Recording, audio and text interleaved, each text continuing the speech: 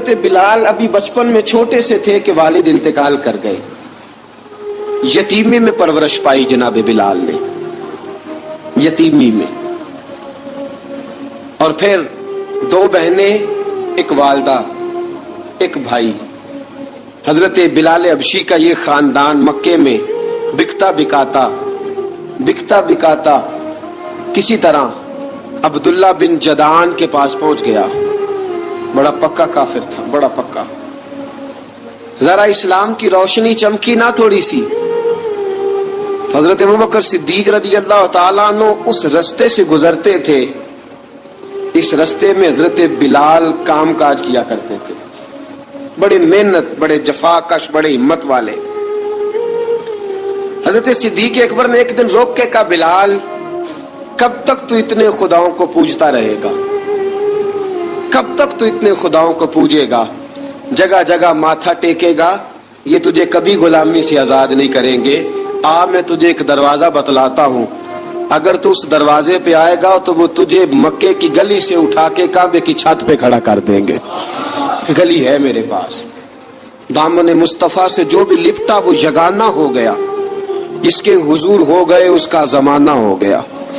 حضرت بلال حبشی رضی اللہ تعالیٰ عنہ کو بات بتلائی. سلیم الفطرت آدمی تھے، سنجیدہ آدمی تھے، اچھا مزاج رکھتے تھے، فہم و فراست رکھتے تھے. جناب بلال نے کلمہ پڑھ لیا. کلمہ پڑھ کے نا تو سب لوگوں نے کہا، بہت سارے لوگوں نے اپنا اسلام چھپا کے رکھا ہوا تھا.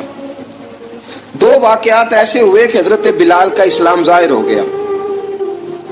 کسی کام سے بت خانے بھیجا عبداللہ ابن جدعان نے. بت خانے گئے تو لگے ہوئے تھے بت، کتار اندر کتار، بتوں کی کتاریں بنی ہوئی تھی. حضرت بلال نے مٹی اٹھائی اور بتوں کے منہ پہ مار کے کہنے لگے، جو اپنا چہرہ صاف نہیں کر سکتے وہ کسی کو نفع نقصان کیا پہنچائیں گے. جو لوگ دیکھ رہے تھے انہوں نے آ کے عبداللہ ابن جدعان کو بتایا، کہا تیرا غلام ہے اور تو بہت بڑا سردار بنتا ہے، تیری عزت خاک میں مل جائے گی. کسی کو پتا چل گیا کہ عبداللہ کا غلام مسلمان ہو گیا. عبداللہ بن جدعان نے راتوں رات امیہ بن خلف سے بات کی اور امیہ سے کہا، یار یہ غلام لے لو، مفتی لے لو. بتایا نہیں امیہ کو، بتایا نہیں کہ مسلمان ہو گیا ہے. امیہ نے لے لیا. امیہ بڑا سخت آدمی تھا، بڑی طبیعت میں سختی پائی جاتی تھی. اللہ اکبر. لیکن یہ محبت اور عشق یہ چھپائے چھپتے نہیں، اور مسلمان اپنے اسلام کا اظہار کیے بغیر رہ سکتا. ایک واقعہ اور رونما ہو گیا. حضرت بلال پھر ظاہر ہو گئے. ہوا کیا؟ حضرت عمار بن یاسر رضی اللہ تعالیٰ عنہ، مکے کے سارے کافر کٹھے ہو کے ایک غریب آدمی کو مار رہے ہیں. غریب آدمی کو جب اندر انسان کے چور ہوتا ہے تو بڑا سے بڑا آدمی بھی بزدل ہو جاتا ہے. جب اندر چور بیٹھ جائے نا تو بڑے سے بڑا آدمی بزدل ہو جاتا ہے، اور جب اندر صفائی ہو تو غریب سے غریب آدمی بھی بہادر ہو جاتا ہے. حق پہ ہونا چاہیے، سچا ہونا چاہیے، پھر بہادر ہو. حضرت عمار بن یاسر رضی اللہ، ایک غریب آدمی، مکے کے سارے سردار مکے کے چوک میں کٹھے ہیں اور ایک دیوار کے ساتھ کھڑا کیا ہوا ہے حضرت عمار بن یاسر کو، اور کوڑے مار رہے ہیں، زور زور سے کوڑے حضرت عمار بن یاسر رضی اللہ تعالیٰ عنہ کے بدن پہ لگتے ہیں. وجود لہو لہان ہے.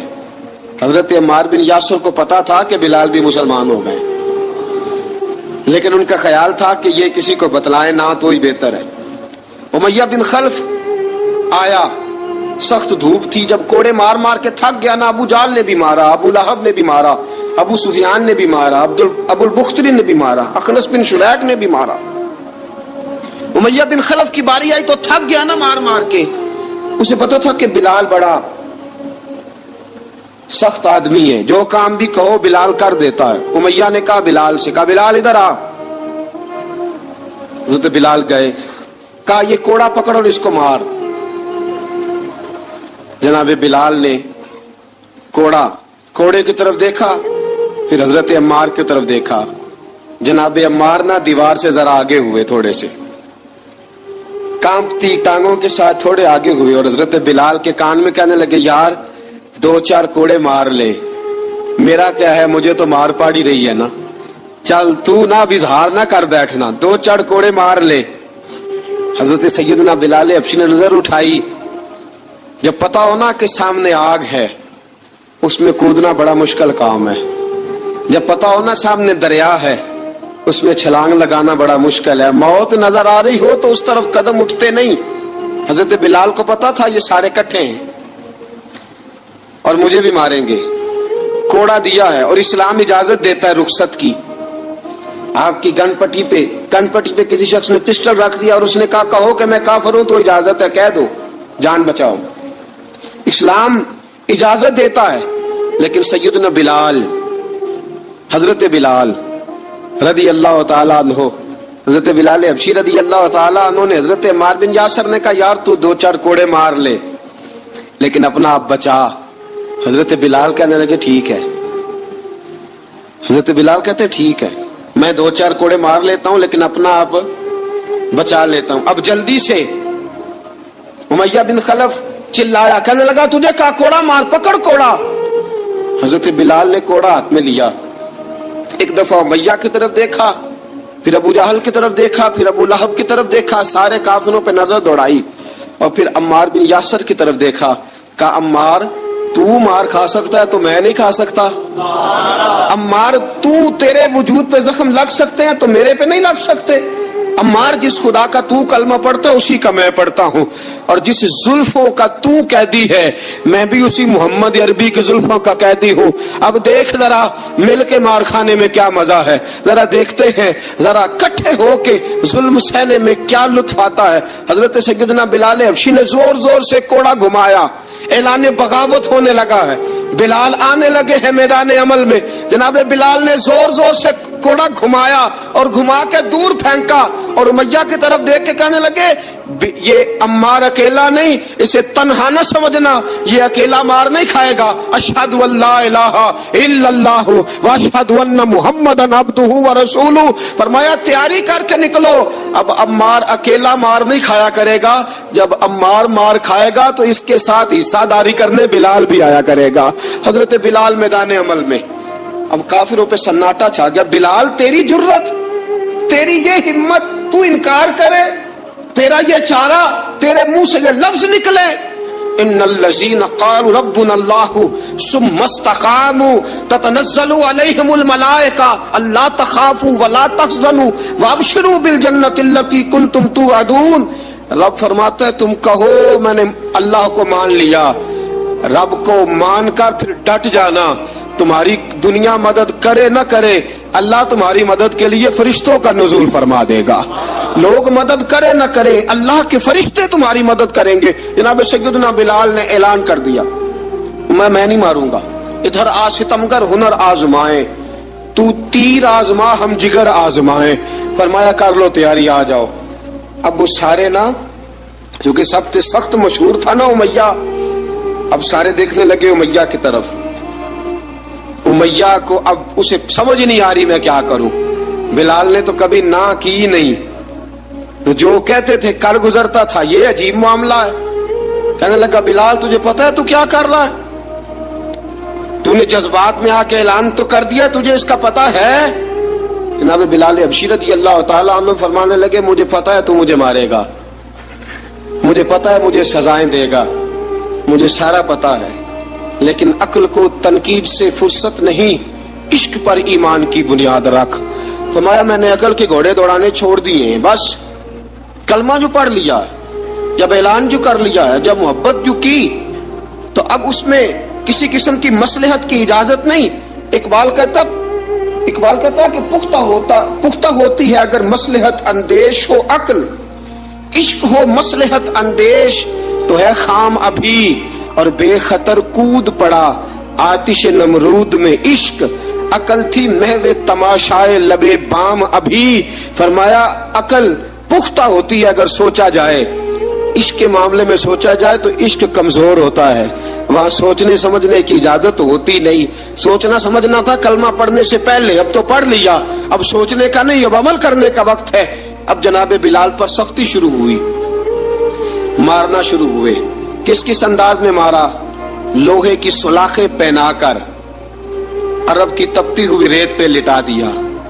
जब लोहा गर्म होता, सुलाखें गर्म होती, वो वजूद को लगती, पहले खामोश रहते, पहले अल्लामा नदवी ने लिखा पहले चुप रहते, पहले अहद अहद नहीं कहते थे, पहले अहद अहद नहीं कहते।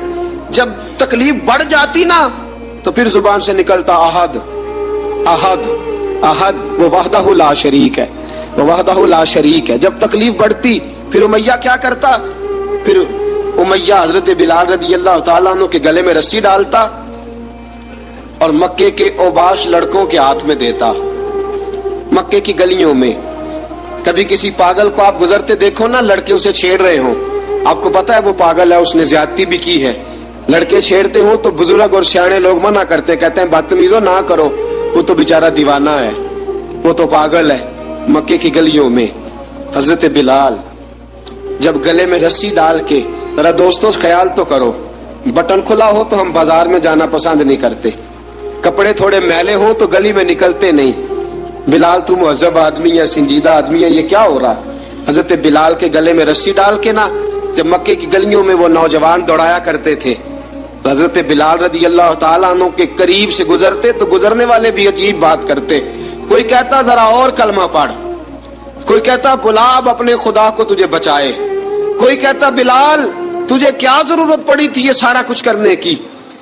एक आदमी आया, कहने लगा बिलाल अगर तेरा रब सच्चा है, तेरे रसूल सच्चे हैं, फिर तुझे बचाते क्यों नहीं, फिर तुझे बचाते क्यों नहीं। जब तू इतना मुखलिस मोमिन है और इतना तेरे अंदर खुलूस पाया जाता है तो वो आते क्यों नहीं तेरे दिफा के लिए, वो तेरे लिए ढाल क्यों नहीं बनते। हज़रत बिलाल हबशी का जवाब बड़ा जबरदस्त था। जनाब बिलाल कहने लगे मैं मुखलस तो हूँ, मेरा रब कादर भी है, लेकिन फरमाया जब तुम जाते हो ना बाजार में बर्तन खरीदने, मिट्टी का बर्तन लेना हो तो जरा ठोक बजा के चेक करते हो कच्चा है कि पक्का है। फरमाया रब रसूल भी जरा ठोक बजा रहे हैं कच्चा है कि पक्का है। फरमाया मैं दुआ करो मैं इम्तिहान में पूरा उतरूं, दुआ करो मैं इम्तिहान में पूरा उतरूं, वो जरा मुझे ठोक बजा के चेक कर रहे हैं, ठोक बजा के। हजरत बिलाल हबशी मारा सताया तेनू लब दिया आप गवाचे, सानू अपनी खबर न कोई, साथों पारे कख गलियां दे, सानू आख दे लोग शुदाई, नंग नमूस दा साड़ के झोला, गल पहने ताज गदाई, आजम अपना आप गवाया ता यार ने चाती पाई। हजरत बिलाल हबशी इतनी मार इतनी तकलीफें। अच्छा हजरत सिद्दीक अकबर गुजरे। अच्छा एक बात और लिखी है सीरत निगारों ने, वो कहते हैं कि एक तो था ना जब तकलीफ होती थी तो अहद अहद कहते थे, एक जब कोई काफिर नजर आता था ना, इस तरह बंदा चिढ़ाता नहीं किसी को, जब कोई बेईमान काफिर नजर आता हजरत बिलाल को तो आप फरमाते अहद अहद अहद, अल्लाह एक है, अल्लाह एक है, अल्लाह एक है, अल्लाह एक है। जब कोई नजर आता वो मारता, फिर आस्ता आस्ता वजीफा पाक गया, फिर सारा दिन अहद अहद चलता रहता, सारा दिन अहद अहद चलता रहता। हजरत सिद्दीक अकबर गुजरे करीब से, बड़ी तकलीफ हुई। जनाब अबू बकर सिद्दीक रदी अल्लाह ताला अन्हु ने कहा बिलाल ऊंची जिक्र ना किया कर, आस्ता कर लिया कर, ऊंची आवाज में मारते जो है तुझे तो इस तरह कर, जरा जिक्र दो है ना, एक जिक्र जली है एक जिक्र खफी है, तू दिल में जिक्र कर लिया कर, ऊंचा ना किया कर, मार से तो बच जा। तो बिलाल ने कहा ठीक है, आपने जो नुस्खा दिया इस पे अमल करूंगा।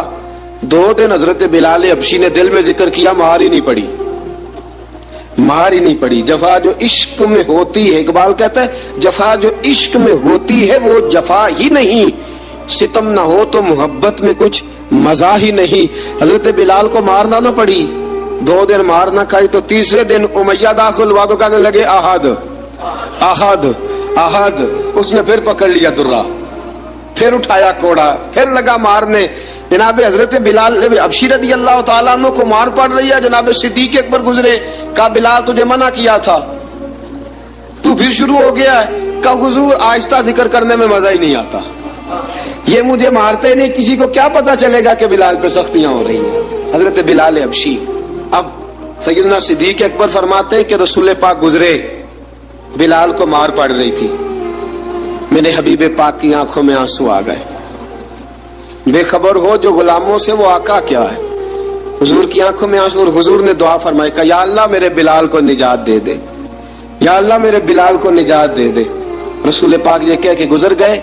एक कोने में, हरम शरीफ के कोने में बैठ के रसूल पाक रो रहे हैं। जनाब सिद्दीक अकबर ने कहा हुजूर क्या हुआ? फरमाया अबू बकर सोच रहा हूं खुदा अगर मुझे पैसे दे तो मैं बिलाल को खरीद लूं, अगर रब पैसे दे तो खरीद लूं, सोच रहा हूं। जनाब अबू बकर सिद्दीक घर गए, घर जाके हजरत अब्बास को भेजा, कहा उमैया मेरा मुखालफ है, मुझसे वो बात नहीं करेगा, आप जाइए, आप जाके कहिए बिलाल को बेच डाले। हजरत अब्बास ने जाके कहा बिलाल को बेच दो।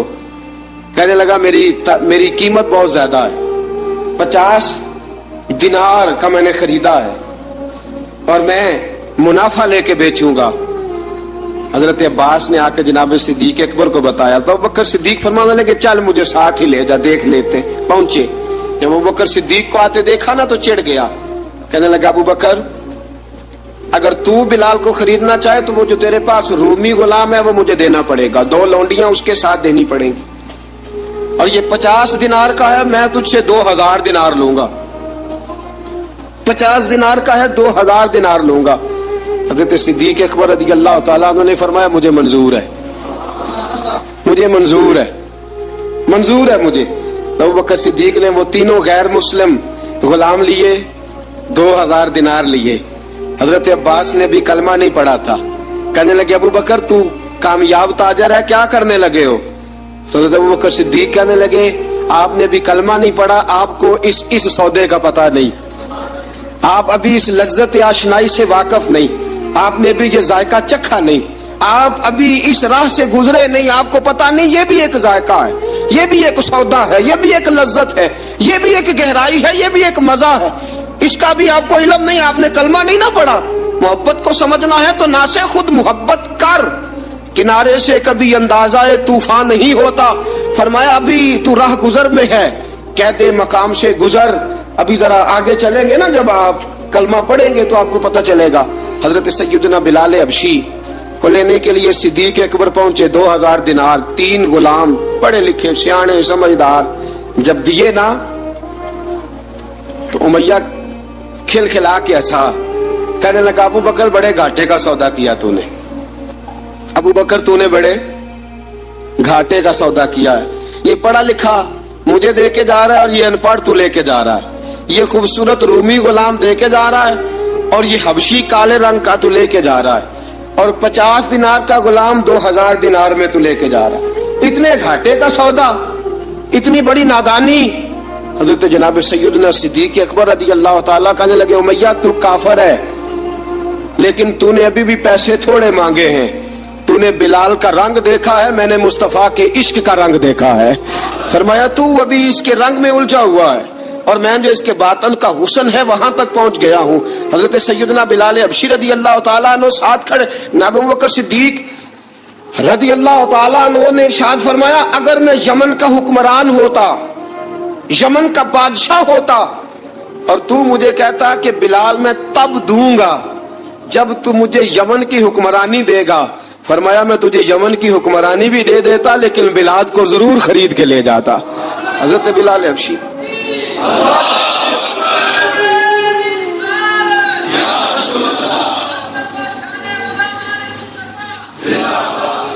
जनाब सैयदना बिलाल हबशी हजरत सैयदना अबू बकर सिद्दीक फरमाते हैं जब मैं बिलाल को लेने गया तो हाल पता क्या था, इधर देखिएगा। फरमाते कि टांगे ऊपर करके ना, जिस तरह आदमी रुकू में बैठता है इस तरह करके ना टांगे, और सर फिर जमीन को लगा के इस तरह सजदे में आप जाते हैं, लेकिन बिल्कुल टांगों के साथ सर रख के।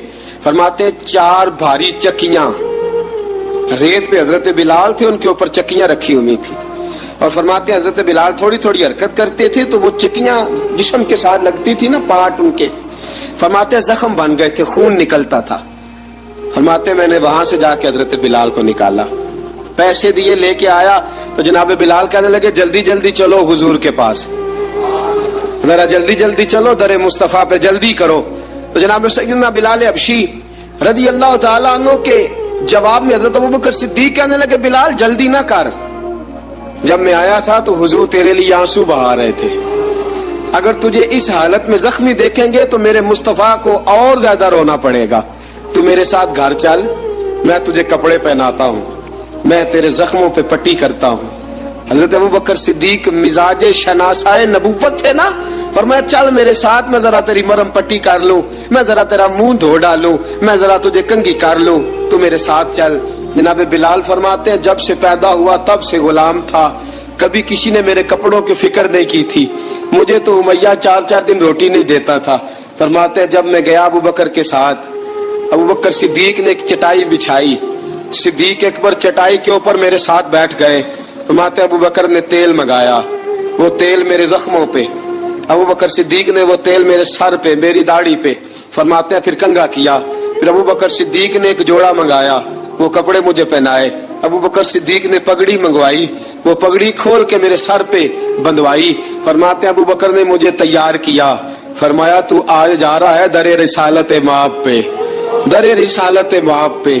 آج تو پہنچ رہا ہے حضور کے دروازے پہ، بن کے جوگن مدینے نو جاواں گی میں، جو بیتی نبی نو سناواں گی میں. حضرت جناب سیدنا، اور وہ کسی شاعر نے تو بڑی شاندار بات کی، اس نے کہا بڑی امید ہے سرکار قدموں میں بلائیں گے، کرم کی جب نظر ہوگی مدینے ہم بھی جائیں گے، اگر جانا مدینے میں ہوا ہم غم کے ماروں کا، مکینے گنبد خضرا کو حال دل سنائیں گے. حضرت بلال حبشی رضی، ان کے دل میں بڑی امنگ تھی آج جاؤں گا در رسالت مآب پہ. ملا رومی لکھتے ہیں کہ جناب سیدنا صدیق اکبر نے سجایا سوارا، جناب بلال کے آنسو رکتے ہی نہیں.